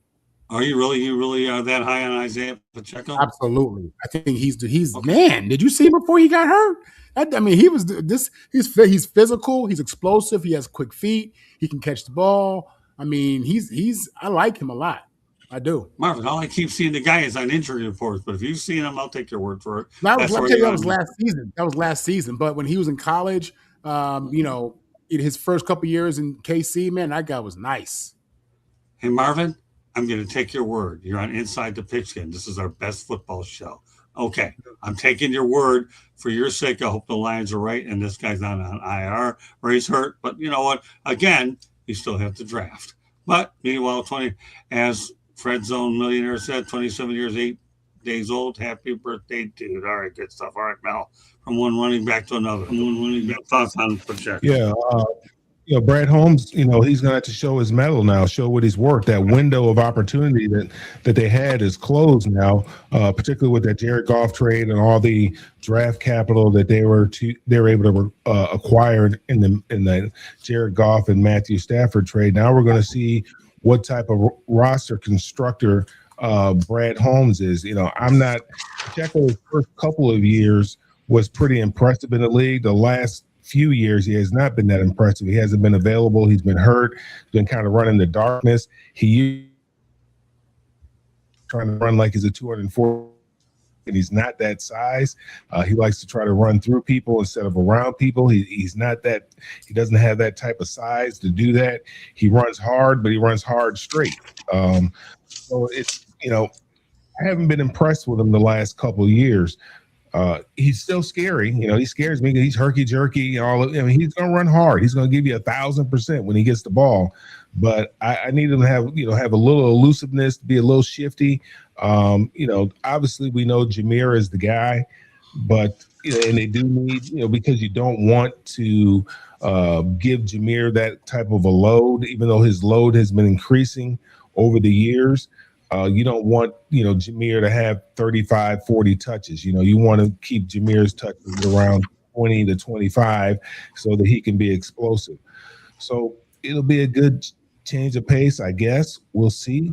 But again, the clock is on. The clock is ticking for Brad Holmes right now to see what he's going to do as far as roster construction. We know the Lions have no problem doing away with a number one pick. They don't have a problem moving off guys. I mean, they moved off of Hawkinson. They don't have a problem moving off people when it comes time to get paid. That's one thing that we've noticed. When it comes time to get paid, they don't have a problem moving off of guys. So it's going to be interesting to see what happens when Jameer's time comes up, what they're going to do when Jameson Williams' time comes up. I think Jameson might have got a little contract already last year, I think. Yeah, I think he did already. Yeah, I agree. We know they're going to give Hutchinson the money. That's not going to be an issue, whether or not they're going to give him his money. Well, it could be. We'll see. But so we'll just have to see. We had to see Brad Holmes. Right now the clock is on, and the clock is ticking, and we'll see what he's going to do. He's got to open up another window. This team is not the same team it was 2 years ago. No, the team that we saw last year was not the same team that was out there 2 years ago. It's an entirely different team because you don't have Ben Johnson there anymore. Right.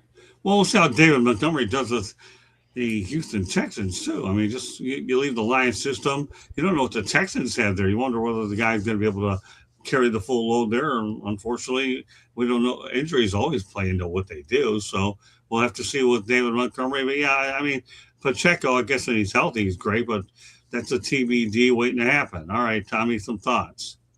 He's a good replacement for David Montgomery because Montgomery was a good pass blocker, and that's what Pacheco's known for. Is he's a good pass blocker. So the Lions had to have a guy like that, especially with Goff not being a mobile quarterback. Right. And they have to rebuild their offensive line. So from that standpoint, Jahmyr Gibbs is their home run guy. Having a good pass protector was very important. Picking one up was very important for the Lions. Candy? So Pacheco, obviously, he did really well back in 2023. That was really his really good season. He rushed for 935 yards, 7 touchdowns that year, receiving 244 yards, 2 touchdowns. He got injured, fractured his fibula back in 2024, so he was injured for much of that year. Last year, he ran for 462 yards at average of 3.9 yards per carry, and then 1 touchdown. And in receiving, he received 101 yards, average 5.3 yards, and 1 receiving touchdown. So I don't know, maybe that they can coach him up and he'll be that 1-2 punch that Detroit had a couple years ago. Otherwise, Jameer's really going to be shouldering most of the load. Well, go to Frenzo's comments. Put him up, Candy. 2022 rookie season, 11 starts, 830 carries, 830 yards rather on 5 TDs, 38 first downs, 4.9 yards per carry. Offensive rookie of the year, number 10. That's what the Lions better hope they're getting this year for sure. Or with that said, that does it, but we're not done yet because Tom Shannon has a report. And it's time for you to go ahead and give it, Tom. Go ahead, pal. Yeah, I posted a story today, a little basketball and baseball. I got tired of Bruce Pearl, who rigged the situation so that his son got the job as a head coach when he's not really qualified to be the head coach. And is talking about how an undefeated Miami of Ohio team doesn't deserve an at-large berth if they don't win their conference title, which is just ridiculous because Mid-American Conference has a good history in the NCAA tournament. Maybe not getting to the Final Four, but they win a lot of first and second round games, and they're undefeated. And the other reason I wanted to write about this because it reminded me of as my senior year in college was the 1978 NCAA tournament, and that was Magic's freshman year, and he led Michigan State back to the NCAA tournament. And the first 2 it was my first time attending an NCAA tournament. I was working for the college paper. I was the sports editor of the State News. And the first of 2 games at Market Square Arena was Miami of Ohio and Marquette, the defending national champion with Butch Lee, and then Michigan State was in the nightcap with Magic against Providence. But you remember, Marquette was a great program back then. Butch Lee was an All-American. Bernard Toon played in the NBA, but Miami had a guy named John Shoemaker, who was their point guard. This is 1978, and he had spent the previous summer, the summer of '77, playing in the Dodgers minor league system, because it was only recently, I think it was 1974, the NCAA passed a rule that you could be a pro in one sport and remain a college athlete in another. So that's what Shoemaker was doing. I think Danny Ainge was the first one to take advantage of that at BYU. But so the storyline was that he was due to leave the next day for Vero Beach in spring training, but the Miami upset Miami. It was the first time a defending national champion had been upset in the first round since the NCAA tournament had expanded. It was a wild game, and Jerome Whitehead got called for a flagrant foul when he elbowed Shoemaker under the basket. Shoemaker said it wasn't a dirty play. I wrote all about it, and I have a little video of him from it. So just a real interesting thing to me in my mind, because here were John Shoemaker and Magic Johnson under the same roof, and now they're both Dodgers. Magic, of course, is part of the ownership team of the Dodgers. Shoemaker, he only played 3-4 years in the minors, but they saw he had coaching material in him. In fact, if he didn't make it in pro baseball, he was going to be a high school basketball coach. So he took a hitting coach job with the Dodgers, and he's now entering his 50th year. He's been a manager and at many of their franchises, and they respect him so much. They call him the captain of their minor league program. He wears a C on his uniform, and that's unusual in baseball. And he was honored.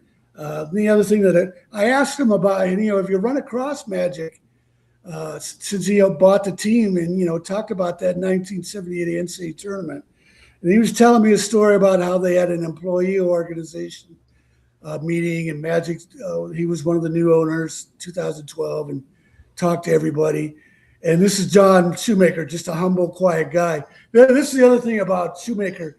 When the Dodgers had their great team with Sandy Koufax, Nod Drysdale, and those guys, the manager was Walter Austin.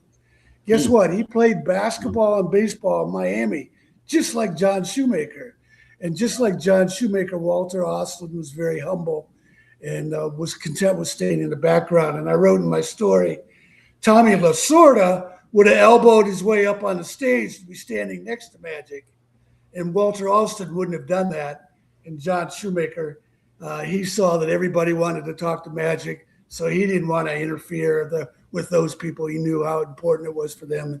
He just went about his business. That's the kind of guy he is. So kind of a fun story to write and take a shot at Bruce Pearl, who got into coaching, is pretty active on Twitter and has shown himself to be a. So, Tommy, here's what I'm going to do, okay? I'm going to invite you on next Wednesday night Sports Exchange. I need you probably for an hour next week because you have tomorrow night off. I'm going to give you a steady diet of college basketball, and I'm going to include Bruce Pearl in there and a few other things that I know you can blend in. We'll even throw a little bit of football in. You want to come on next Wednesday? You're off tomorrow night. How do you like that? You like college. There'll be a lot of basketball. You like college. What's that? There will be a lot of basketball going on. Yeah, I know exactly. That's why I'm inviting you on, man. I mean, you're a college authority, anyways, Tommy. So we're gonna bring you on next Wednesday night. Don't worry about tomorrow night. Well, one more thing. If you look at that story, go ahead. I've got it. I gave it to you to put on the South Florida Tribune, but it's also on my website, tomshanahan.report. Scroll down to the story. It's a long story, and there's a picture of Randy Ayers, who played at Miami. Okay. And was later the head coach at Ohio State. Now he's an assistant coach in the NBA. There's a picture of Randy Ayers scoring against Marquette. And in the bottom left-hand corner, you can see press row, and that's me sitting there covering the game. Great stuff. All right, well, Tom Shanahan is going to be on next Wednesday night's edition of the Sports Exchange. It'll be the steady diet of college basketball. I'm going to have Tommy from like 9 to about 10:05. We're going to talk about college hoops and a few other things. And obviously, you'll be on Inside the Pigskin as well. All right, with that said, Mel, let everybody know they get a hold of you. Great stuff, Tommy. Looking forward to having you on 2 nights next week. All right, my friend? Yeah, you can find me on all social media at Melfar Jr. And follow what we have going on here in Georgia and Michigan for the youth at Melfar, superstarfoundation.org. Okay, Marvin, put it out there. Yeah, you can just find me as Marvin Powell III. All of my social media handles are Marvin on the mic. All right, Candy, take us home. South Florida Tribune Publishing Company published a book, Lessons from the Microphone, Tuning into the Enduring Wisdom of Visionary Leaders. It is written by our host, Scott, the Motor City Madmouth Morganroth, talks about his 40-plus years in the industry and how the industry has changed over that time.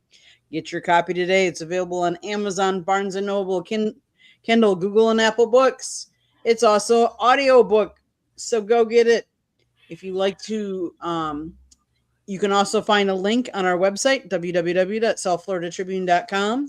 If you like to listen to the audio version of this show, find us wherever you get your podcast. If you want to advertise, if you want to be a guest on a show, if you have topic ideas that you want us to cover, you can always email us at southfloridatribune@gmail.com. Last but not least, you see that red subscribe button in that lower right-hand corner, that means you have not yet subscribed to our YouTube channel. What are you waiting for? Just click it, like us, and share us with all your friends and family, anybody that you think would enjoy our programming. And then turn on your notifications so you're notified every time we go live. Monday nights we talk baseball. Tuesday nights we talk football. Wednesday nights on Sports Exchange at approximately 9 p.m. You never know what we're going to be talking about. Thursday nights, fire up. You never know what we're going to be talking about on there either. And that's the Country Club. You got to come over to my show. Sports Wrap, I believe, that will precede this week, will precede Fire Up on Thursday night. And it's going to have, I believe, a little soccer. They talk sometimes soccer. Go ahead. They talk a little soccer sometimes, a little hockey. But this time, it's going to be a lot of soccer. So tune in and find out. And then last but not least, go to the South Florida Tribune's YouTube page. Scott did 3 interviews this week with players from spring training. If you're into baseball, you'll love him. If you're a Milwaukee Brewers fan, Josh Hader. From the Twins, if you remember who Roger Clemens was, Scott interviewed his son, Cody Clemens, who's playing now for the Twins in spring training. And then you also did one more. Eric Wagaman, former Marlin as well. Both of the Minnesota Twins. I want to thank the Minnesota Twins and the Houston Astros for their hospitality over the weekend. We have a busy agenda this weekend on the road. Go ahead, Andy. And if you also want to go back to some of the videos or shorts, there are other interviews that Scott did at the Senior Bowl that you can go look at for as well. One last little plug. Preceding this on the Chicks show, 3 Chicks in a Pod. We did a Chicks show that I'm on Tuesday nights at 7:30 Eastern. You can find us every Tuesday night. Back to you, Scott. All right, next week on the Inside the Pigskin, Marvin Powell's homework tonight is to give me a couple topics that he went out there and spit out. I'm going to have a couple more interviews from the Senior Bowl. Marvin, make sure you get that homework assignment done so yours truly can incorporate them and say that at least he gives you input in the show, because you're going to have an opportunity to uno dos, because that's all the Spanish I know about the tech messaging business, okay, about one of the 2 things you want to talk about. I'll have a couple interviews next week from the Senior Bowl as we get ready to build everybody up to the NFL draft. I don't care about mock drafts. I mean, nothing. But the information I'm putting in front of you people, you can judge for yourself about the character of these players and everything with Al. So great show tonight. Glad we're able to get it in on schedule and a lot more topics to get to. We'll talk about more free agency next week and also some important college topics as well. But, obviously there's a wave of free agency, and I want to make sure we got some other stuff done. So more free agency and then some next week. So that does it for this edition of Inside the Pigskin. On behalf of Tom Shanahan, Candy Ebling, Melfar Jr., Marvin Powell III, and your favorite motor mouth. Maybe, maybe not. But anyways, I'm at Scott Morgan, North Motor City Man Mouth. I'll be doing double duty tomorrow. No problem. Thank you very much. Have a good night.